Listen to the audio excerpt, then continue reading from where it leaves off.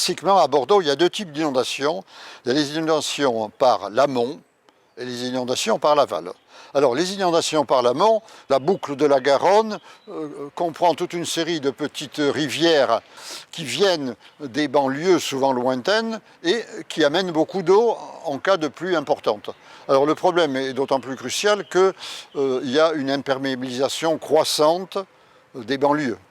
Les banlieues, avant, les pluies s'infiltraient.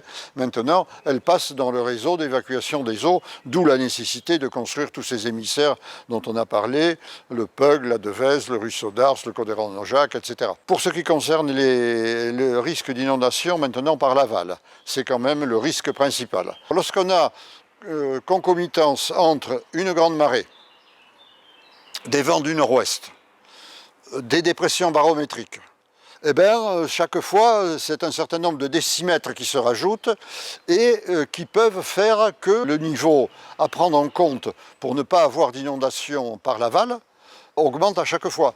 Et puis il y a un dernier phénomène, c'est les inondations par la Garonne, qui elle-même peut être en crue.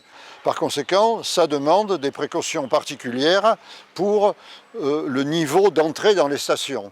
Et la plupart du temps, avant de rentrer dans les stations, il faut gravir quelques marches ou une rampe pour les handicapés.